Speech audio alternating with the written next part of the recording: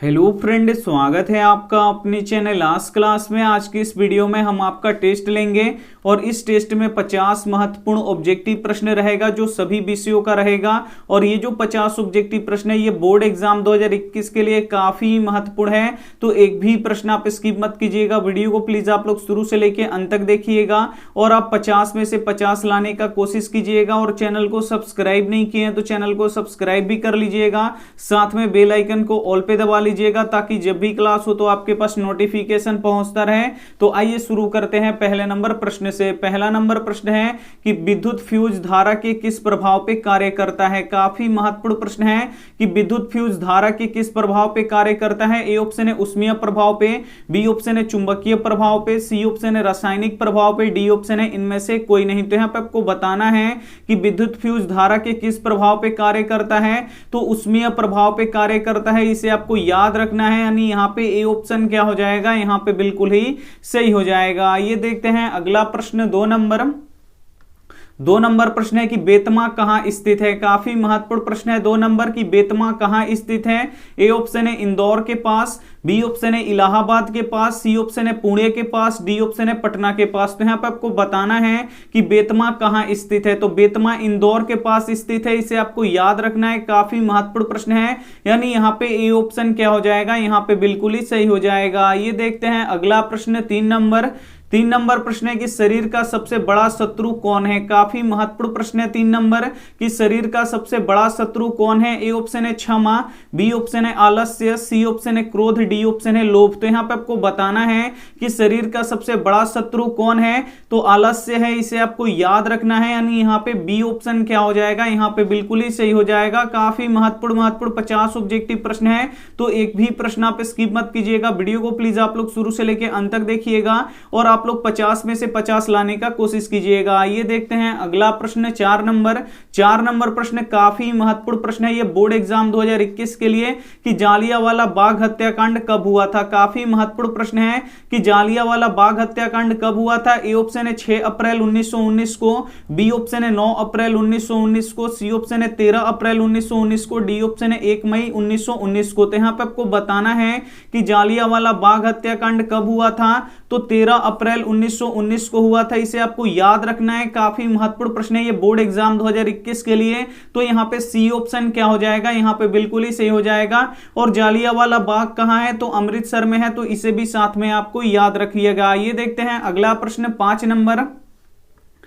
Number प्रश्न है कि हीलियम कैसा तत्व है। यहां पे आपको बताना है कि हीलियम कैसा तत्व है। ए ऑप्शन है अक्रिय, बी ऑप्शन है क्रियाशील, सी ऑप्शन है सक्रिय, डी ऑप्शन है उदासीन। तो यहां पे आपको बताना है कि हीलियम कैसा तत्व है। तो जो हीलियम है ये एक अक्रिय तत्व है, इसे आपको याद रखना है। यानी यहां पे ए ऑप्शन क्या हो जाएगा, यहां पे बिल्कुल ही सही हो जाएगा। ये देखते हैं अगला प्रश्न, 6 नंबर प्रश्न है कि बुढ़ापे शब्द में कौन सी संज्ञा है। काफी महत्वपूर्ण प्रश्न है ये कि बुढ़ापे शब्द में कौन सी संज्ञा है। ए ऑप्शन है जातिवाचक, बी ऑप्शन है व्यक्तिवाचक, सी ऑप्शन है भाववाचक, डी ऑप्शन है समूहवाचक। तो यहां पे आपको बताना है कि बुढ़ापे शब्द में कौन सी संज्ञा है, तो ये भाववाचक संज्ञा है, इसे आपको याद रखना है। यानी यहां पे सी ऑप्शन क्या हो जाएगा, यहां पे बिल्कुल ही सही हो जाएगा। ये देखते हैं अगला प्रश्न, 7 नंबर प्रश्न है कि द्विघात समीकरण x² - 5x + 4 = 0 का विविध कर ज्ञात करें। काफी महत्वपूर्ण प्रश्न है जो ये यहां पे द्विघात समीकरण दिया है,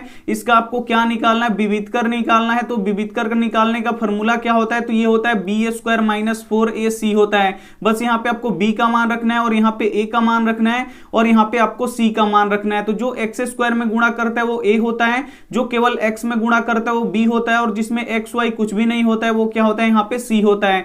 तो यहाँ पे b का मान कितना है, तो यहाँ पे आप लोग देख सकते हैं -5 है, तो यहाँ पे लिख देंगे -5 और इसका स्क्वायर है तो क्या कर देंगे, स्क्वायर कर देंगे। माइनस है तो -4 है तो 4, a का मान कितना है, तो x² में कुछ भी नहीं गुणा कर रहा है, जहां पे कुछ भी नहीं होता है वहां पे क्या होता है, 1 होता है और गुणे।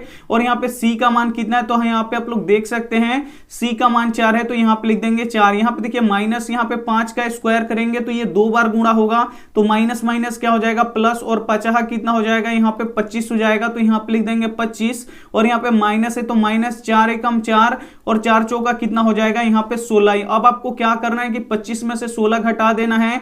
25 में से 16 घटेगा तो कितना बचेगा, यहाँ पे 9 बचेगा, यानी यहाँ पे सी ऑप्शन क्या हो जाएगा, यहाँ पे बिल्कुल ही सही हो जाएगा। उम्मीद करते हैं ये प्रश्न आपको काफी अच्छी तरीके से समझ में आया होगा। समझ में आ रहा है तो प्लीज आप लोग वीडियो को शुरू से लेकर अंत तक जरूर देखिएगा। आइए देखते हैं अगला प्रश्न 8 नंबर।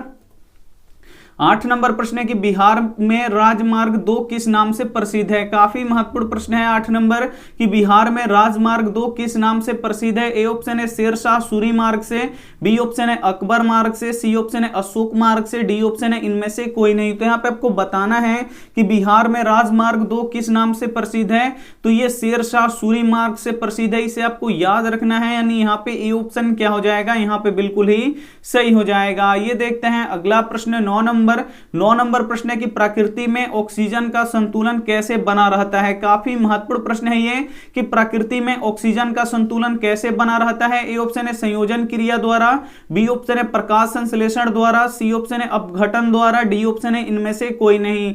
तो यहाँ पे आपको बताना है कि प्रकृति में ऑक्सीजन का संतुलन कैसे बना रहता है, तो प्रकाश संश्लेषण के द्वारा बना रहता है, इसे आपको याद रखना है, यानी यहाँ पे बी ऑप्शन क्या हो जाएगा, यहाँ पे बिल्कुल ही सही हो जाएगा। और पेड़ पौधे प्रकाश संश्लेषण की क्रिया में किस गैस का उपयोग करते हैं, तो CO2 का उपयोग करते हैं, तो इसे साथ में आपको याद रखना है। आइए देखते हैं अगला प्रश्न 10 नंबर। 10 नंबर प्रश्न है कि स्वामी दयानंद का बचपन का नाम क्या है। काफी महत्वपूर्ण प्रश्न है कि स्वामी दयानंद का बचपन का नाम क्या है। ए ऑप्शन है शंकर, बी ऑप्शन है मूल शंकर, सी ऑप्शन है शिव शंकर, डी ऑप्शन है उमा शंकर। तो यहाँ पे आपको बताना है कि स्वामी दयानंद का बचपन का नाम क्या है, तो मूल शंकर नाम है, इसे आपको याद रखना है, यानी यहाँ पे बी ऑप्शन क्या हो जाएगा, यहाँ पे बिल्कुल ही सही हो जाएगा। ये देखते हैं अगला प्रश्न 11 नंबर। 11 नंबर प्रश्न है कि मुंडा किस देश की जाति है। काफी महत्वपूर्ण प्रश्न है 11 नंबर कि मुंडा किस देश की जाति है। ए ऑप्शन है चीन की, बी ऑप्शन है भारत की, सी ऑप्शन है मंगोल की, डी ऑप्शन है मुल्तान की। तो यहाँ पे आपको बताना है कि मुंडा किस देश की जाति है, तो मुंडा भारत की जाति है, इसे आपको याद रखना है, यानी यहाँ पे बी ऑप्शन क्या हो जाएगा, यहाँ पे बिल्कुल ही सही हो जाएगा। काफी महत्वपूर्ण 50 ऑब्जेक्टिव प्रश्न है, तो एक भी प्रश्न आप स्किप मत कीजिएगा। वीडियो को प्लीज आप लोग शुरू से लेकर अंत तक जरूर देखिएगा और आप लोग 50 में से 50 लाने का कोशिश कीजिएगा। ये देखते हैं अगला प्रश्न यहाँ पे 12 नंबर प्रश्न है कि कोयला कितने प्रकार के होते हैं। काफी महत्वपूर्ण प्रश्न है 12 नंबर कि कोयला कितने प्रकार के होते हैं। ए ऑप्शन है 3, बी ऑप्शन है 5, सी ऑप्शन है 6, डी ऑप्शन है 4। तो यहाँ पे आपको बताना है कि कोयला कितने प्रकार के होते हैं, तो कोयला 4 प्रकार के होते हैं, इसे आपको याद रखना है, यानी यहाँ पे डी ऑप्शन क्या हो जाएगा, यहाँ पे बिल्कुल ही सही हो जाएगा। और कोयला किस राज्य में सबसे अधिक होता है, तो झारखंड में सबसे अधिक होता है, तो ये भी साथ में आपको याद रखना है। आइए देखते हैं अगला प्रश्न 13 नंबर प्रश्न है कि आवर्त सारणी में कितने आवर्त होते हैं। काफी महत्वपूर्ण प्रश्न है और यह प्रश्न बोर्ड परीक्षा में बार बार पूछा जाता है कि आवर्त सारणी में कितने आवर्त होते हैं। ए ऑप्शन है 7, बी ऑप्शन है 9, सी ऑप्शन है 8, डी ऑप्शन है 12। तो यहाँ पे आपको बताना है कि आवर्त सारणी में कितने आवर्त होते हैं, तो 7 आवर्त होते हैं, इसे आपको याद रखना है, यानी यहाँ पे ए ऑप्शन क्या हो जाएगा, यहाँ पे बिल्कुल ही सही हो जाएगा। और वर्ग कितने होते हैं, तो वर्ग 18 होते हैं, तो ये भी साथ में आपको याद रखना है। आइए देखते हैं अगला प्रश्न 14 नंबर प्रश्न है कि साइन स्क्वायर ए इंटू यहाँ पे कोसेक ए किसके बराबर होगा, ये आपको बताना है। तो यहाँ पे देखिए साइन स्क्वायर ए, यानी यहाँ पे देखिए साइन 2 बार है, तो यहाँ पे लिख देंगे साइन 2 बार, यहाँ पे साइन ए इंटू यहाँ पे देख लीजिए, यहाँ पे साइन 2 बार है, तो यहाँ पे लिख देंगे साइन ए इंटू यहाँ पे लिख देंगे साइन ए, क्योंकि यहाँ पे साइन का यहाँ पे स्क्वायर है, तो स्क्वायर का मतलब क्या होता है कि ये 2 बार होता है। यहाँ पे इंटू है यानी गुणा का चिन्ह है, तो यहाँ पे गुणा का चिन्ह। और यहाँ पे देखिए कोसेक ए का फॉर्मूला क्या होता है, तो 1/sin ए होता है, तो यहाँ पे लिख देंगे 1/sin ए। तो 1 sin ए से 1 sin ए क्या हो जाएगा, कट जाएगा, यहाँ पे क्या बचेगा sin ए इंटू 1। तो sin ए में 1 से गुणा करेंगे तो ये क्या होगा, यहाँ पे sin ए होगा, यानी यहाँ पे ए ऑप्शन क्या हो जाएगा, यहाँ पे बिल्कुल ही सही हो जाएगा। ये देखते हैं अगला प्रश्न यहाँ पे 15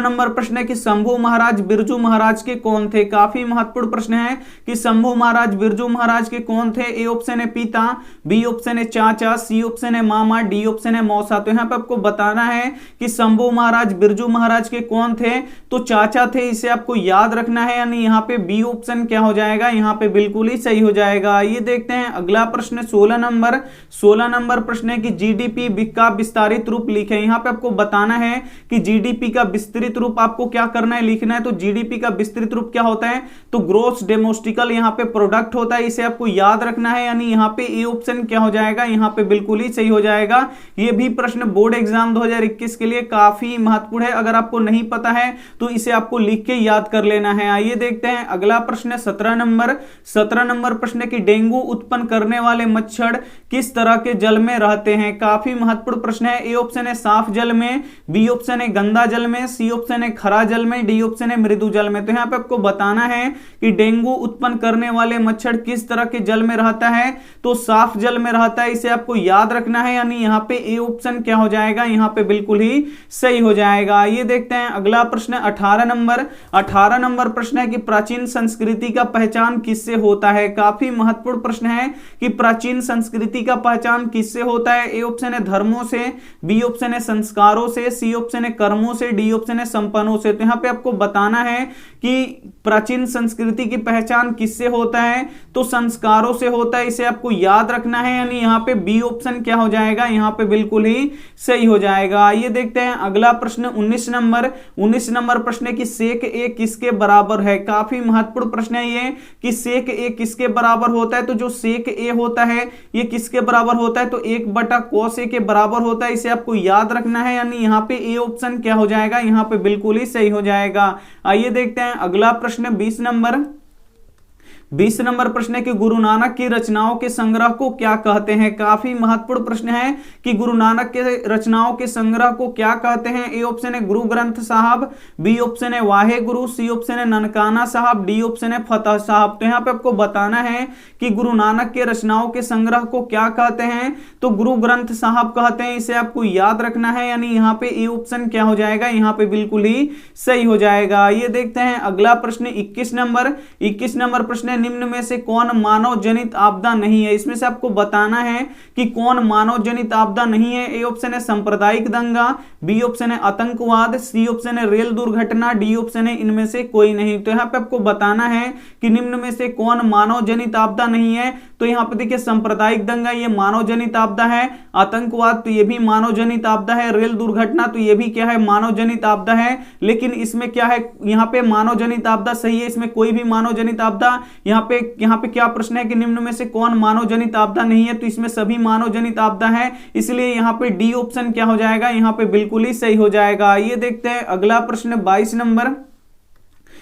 नंबर प्रश्न है कि कृत्रिम वृक्क किन अपशिष्ट उत्पादनों को रुधिर से अपोहन द्वारा पृथक करता है। ए ऑप्शन है नाइट्रोजन, बी ऑप्शन है कार्बन, सी ऑप्शन है ऑक्सीजन, डी ऑप्शन है इनमें से सभी को। यहाँ पे आपको बताना है कि कृत्रिम वृक्क किन अपशिष्ट उत्पादनों को शरीर से, यहाँ पे देखिए रुधिर से अपोहन पृथक द्वारा करता है। तो किसे करता है, तो नाइट्रोजनी पदार्थ को करता है, इसे आपको याद रखना है। यानी यहाँ पे ए ऑप्शन क्या हो जाएगा, यहाँ पे बिल्कुल ही सही हो जाएगा। ये देखते हैं अगला प्रश्न 23 नंबर प्रश्न है कि कर्ण किस देश के राजा थे। यहाँ पे आपको बताना है कि कर्ण किस देश के राजा थे। ए ऑप्शन है अंग देश के राजा, बी ऑप्शन है बंग देश के राजा, सी ऑप्शन है मध्य देश के राजा, डी ऑप्शन है मगध के राजा। तो यहाँ पे आपको बताना है कि कर्ण किस देश के राजा थे। तो जो कर्ण थे ये अंग देश के राजा थे, इसे आपको याद रखना है। यानी यहाँ पे ए ऑप्शन क्या हो जाएगा, यहाँ पे बिल्कुल ही सही हो जाएगा। ये देखते हैं अगला प्रश्न यहाँ पे 24 नंबर प्रश्न है कि घनानंद किस बादशाह के पीर मुर्शिद थे। काफी महत्वपूर्ण प्रश्न है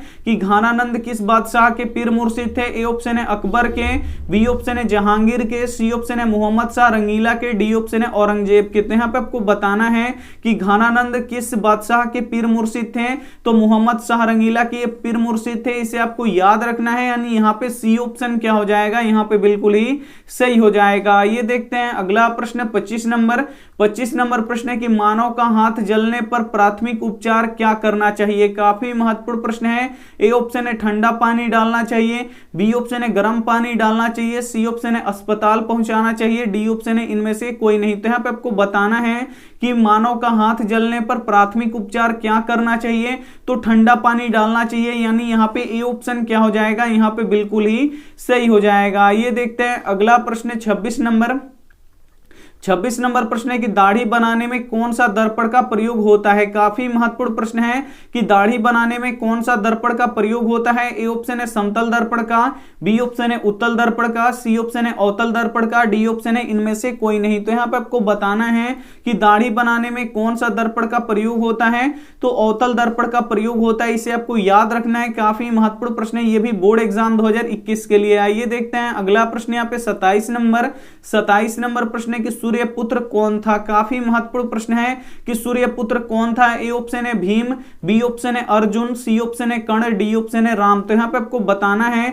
कि सूर्यपुत्र कौन था, तो सूर्यपुत्र कौन थे, कर्ण थे, इसे आपको याद रखना है। यानी यहां पे सी ऑप्शन क्या हो जाएगा, यहां पे बिल्कुल ही सही हो जाएगा। काफी महत्वपूर्ण 50 ऑब्जेक्टिव प्रश्न है जो बोर्ड एग्जाम 2021 के लिए काफी महत्वपूर्ण है। तो एक भी प्रश्न आप स्किप मत कीजिएगा, वीडियो को प्लीज आप लोग शुरू से लेकर अंत तक देखिएगा और इसमें से जो भी प्रश्न आपको याद ना हो तो प्लीज आप लोग उसे लिख के याद कर लीजिएगा और आप लोग 50 में से 50 लाने का यहां पे कोशिश कीजिएगा। ये देखते हैं अगला प्रश्न यहां पे 28 नंबर प्रश्न है कि इन दिनों भारतीय बाजार में कौन सी वस्तुएं भरी पड़ी हैं। ए ऑप्शन है चीनी, बी ऑप्शन है विदेशी, सी ऑप्शन है भारतीय, डी ऑप्शन है जर्मनी। तो यहां पे आपको बताना है कि इन दिनों भारतीय बाजारों में कौन सी वस्तुएं भरी पड़ी हैं, तो विदेशी वस्तुएं भरी पड़ी हैं, इसे आपको याद रखना है। यानी यहां पे बी ऑप्शन क्या हो जाएगा, यहां पे बिल्कुल ही सही हो जाएगा। ये देखते हैं अगला प्रश्न यहाँ पे 29 नंबर प्रश्न है कि प्रथम पंचवर्षीय योजना की शुरुआत कब हुआ। काफी महत्वपूर्ण प्रश्न है कि प्रथम पंचवर्षीय योजना का शुरुआत कब हुआ। ए ऑप्शन है 1920 में,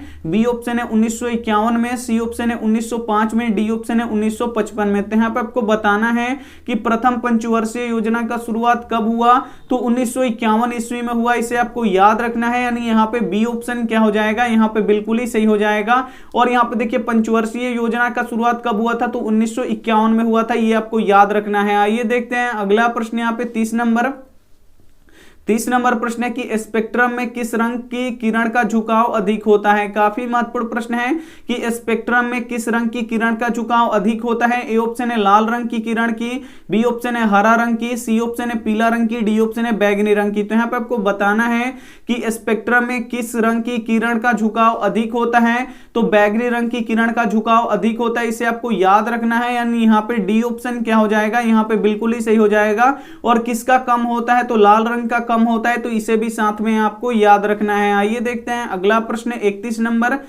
नंबर प्रश्न है कि क्षमा किसकी हत्या करता है। काफी महत्वपूर्ण प्रश्न है कि क्षमा किसकी हत्या करता है। ए ऑप्शन है धर्म का, बी ऑप्शन है अर्थ का, सी ऑप्शन है काम का, डी ऑप्शन है क्रोध का। तो यहाँ पे आपको बताना है कि क्षमा किसकी हत्या करता है, तो क्षमा यहाँ पे देखिए क्रोध का हत्या करता है, इसे आपको याद रखना है। यानी यहाँ पे डी ऑप्शन क्या हो जाएगा, यहाँ पे बिल्कुल ही सही हो जाएगा। ये देखते हैं अगला प्रश्न 32 नंबर प्रश्न है कि मंगमा क्या कार्य करती है। काफी महत्वपूर्ण प्रश्न है कि मंगमा क्या कार्य करती है। ए ऑप्शन है मछली बेचती थी, बी ऑप्शन है गीत गाती थी, सी ऑप्शन है दही बेचती थी, डी ऑप्शन है इनमें से कोई नहीं। तो यहाँ पे आपको बताना है कि मंगमा क्या कार्य करती थी, तो ये दही बेचती थी, इसे आपको याद रखना है। यानी यहाँ पे सी ऑप्शन क्या हो जाएगा, यहाँ पे बिल्कुल ही सही हो जाएगा। ये देखते हैं अगला प्रश्न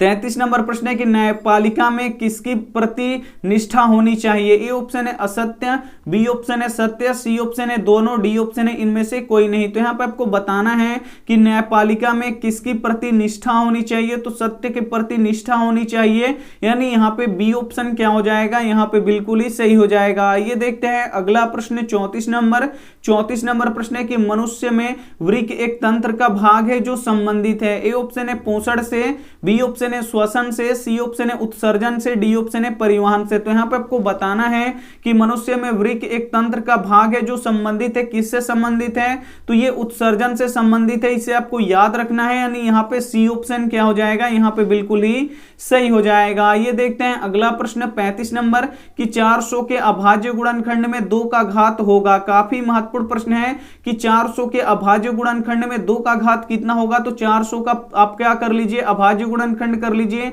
2 से कटाइएगा तो ये 200 बार में कटेगा, फिर 2 से ये 100 बार में कटेगा, फिर 2 से ये 50 बार में कटेगा, फिर 2 से ये 25 बार में कटेगा, फिर यहाँ पे 5 से ये 25 5 बार में कटेगा। तो यहाँ पे देख सकते हैं 2 का महत्तम घात कितना है, 1 2 3 4, यानी यहाँ पे 2 के पावर हम 4 लिख सकते हैं और यहाँ पे 5 के पावर कितना लिख सकते हैं, 2 लिख सकते हैं।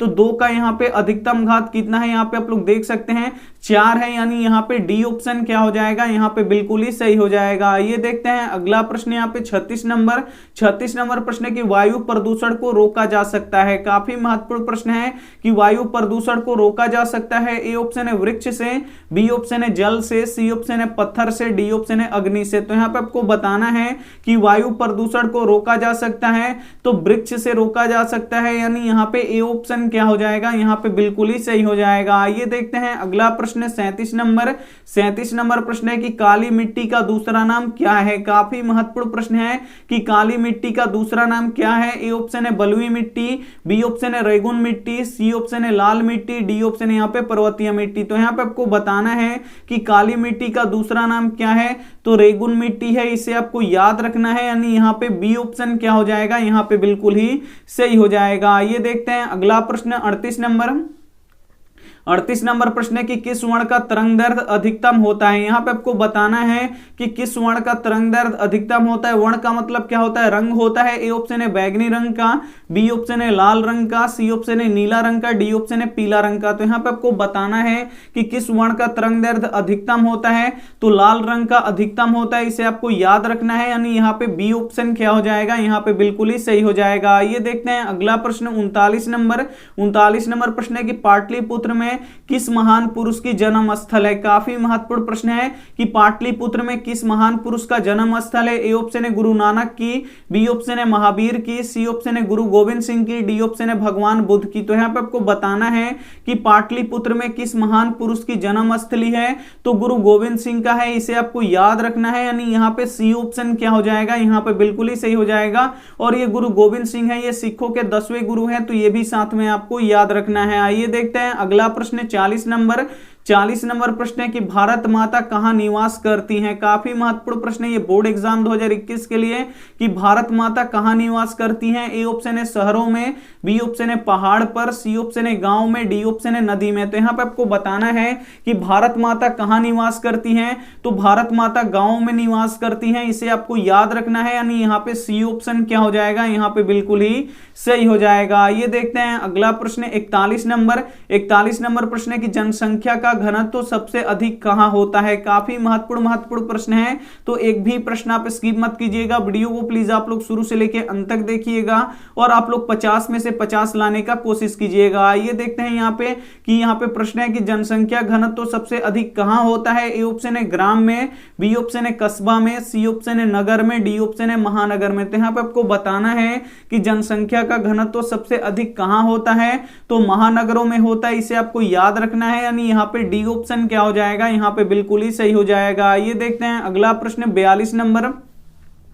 42 नंबर प्रश्न है कि मैग्नीशियम किसमें पाया जाता है। काफी महत्वपूर्ण प्रश्न है ये भी बोर्ड एग्जाम 2021 के लिए कि मैग्नीशियम किसमें पाया जाता है। ए ऑप्शन है क्लोरोफिल में, बी ऑप्शन है लाल रक्त में, सी ऑप्शन है वर्णी लवक में, डी ऑप्शन है श्वेत रक्त में। तो यहाँ पे आपको बताना है कि मैग्नीशियम किसमें पाया जाता है, तो मैग्नीशियम क्लोरोफिल में पाया जाता है, इसे आपको याद रखना है, यानी यहाँ पे ए ऑप्शन क्या हो जाएगा, यहाँ पे बिल्कुल ही सही हो जाएगा। ये देखते हैं अगला प्रश्न यहाँ पे 43 नंबर प्रश्न है कि 6 पाई बटा 5 पाई एक संख्या है। यहाँ पे आपको बताना है कि 6 पाई बटा 5 पाई ये कौन सी संख्या है। तो यहाँ पे आप लोग देख सकते हैं पाई से पाई कट जाएगा। अब यहाँ पे आपको बताना है कि 6 बटा 5 कैसी संख्या है, तो ये एक परिमेय संख्या है, यानी यहाँ पे ए ऑप्शन क्या हो जाएगा, यहाँ पे बिल्कुल ही सही हो जाएगा। ये देखते हैं अगला प्रश्न यहाँ पे 44 नंबर प्रश्न है कि तमिल, मलयालम, तेलुगु भाषाएं हैं। ए ऑप्शन है उत्तर भारत की, बी ऑप्शन है दक्षिण भारत की, सी ऑप्शन है पूर्वी भारत की, डी ऑप्शन है पश्चिमी भारत की। तो यहाँ पे आपको बताना है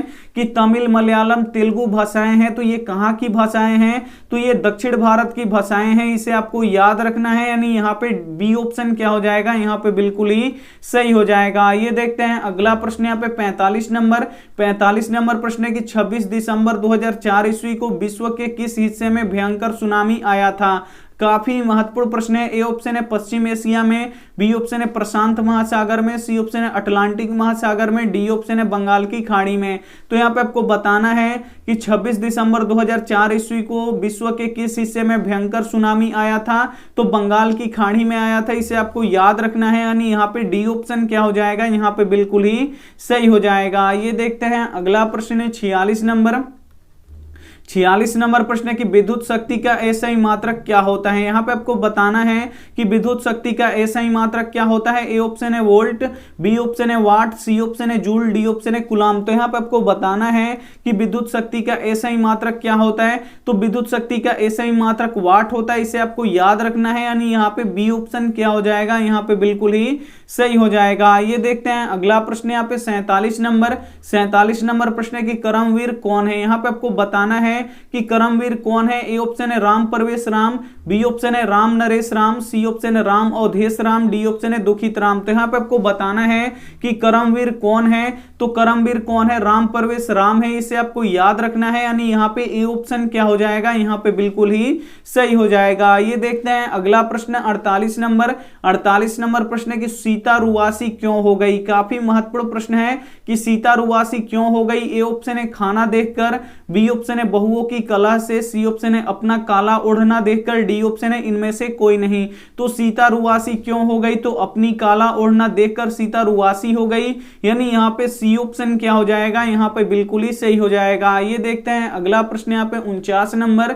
49 नंबर प्रश्न है कि गोलीय दर्पण में फोकसांतर एवं वक्रता त्रिज्या के बीच क्या संबंध होता है। तो जो यहाँ पे देखिए जो वक्रता त्रिज्या होता है वो यहाँ पे देखिए फोकस दूरी के क्या होता है, दुगुना होता है, यानी जो यहाँ पे देखिए आर होता है ये फोकस दूरी के क्या होता है, दुगुना होता है, यानी यहाँ पे देखिए जो फोकस दूरी क्या होता है, ये यहाँ पे देखिए वक्रता त्रिज्या फोकस दूरी के क्या होता है, दुगुना होता है, यानी यहाँ पे ए ऑप्शन क्या हो जाएगा, यहाँ पे बिल्कुल ही सही हो जाएगा। ये देखते हैं अगला प्रश्न 50 नंबर। 50 नंबर प्रश्न है कि गैरीवाल्डी पेशे से क्या था। काफी महत्वपूर्ण प्रश्न है कि गैरीवाल्डी पेशे से क्या था। ए ऑप्शन है सिपाही, बी ऑप्शन है किसान, सी ऑप्शन है जमींदार, डी ऑप्शन है नाविक। तो यहाँ पे आपको बताना है कि गैरीवाल्डी पेशे से क्या था। तो गैरीवाल्डी पेशे से क्या था, नाविक था, इसे आपको याद रखना है, यानी यहाँ पे डी ऑप्शन क्या हो जाएगा, यहाँ पे बिल्कुल ही सही हो जाएगा। तो ये थे 50 यहाँ पे ऑब्जेक्टिव प्रश्न जिसका आप टेस्ट दे चुके हैं, जो सभी विषयों का था। तो आप हमें कमेंट करके बता दीजिए कि आपका 50 में से कितना सही हुआ। हम यहाँ पे कमेंट देख रहे हैं और आपके कमेंट का हम रिप्लाई जरूर देंगे। और यहाँ पे देखिए HW आपके लिए होमवर्क प्रश्न है कि किसी यहाँ पे देखिए किसी उदासीन विलयन का पीएच मान कितना होता है। यहाँ पे आपको बताना है कि किसी उदासीन विलयन का पीएच मान कितना होता है। ए ऑप्शन है 5, बी ऑप्शन है 7, सी ऑप्शन है 14, डी ऑप्शन है 0। तो जो भी ऑप्शन आपको सही लगे वो आप हमें क्या कर दीजिएगा, कमेंट कर दीजिएगा। और वीडियो को लाइक नहीं किए तो प्लीज आप लोग वीडियो को लाइक कर दीजिएगा, अपने दोस्तों के पास इस वीडियो को जरूर शेयर कीजिएगा। और चैनल को सब्सक्राइब नहीं किए तो चैनल को सब्सक्राइब कर लीजिएगा, साथ में बेल आइकन को ऑल पे दबा लीजिएगा ताकि जब भी क्लास हो तो आपके पास नोटिफिकेशन पहुंचता रहे। थैंक यू फॉर वॉचिंग, मिलते हैं अगली वीडियो में, तब तक अपना ध्यान रखिए, मन लगा के पढ़ाई कीजिए। Take care and bye.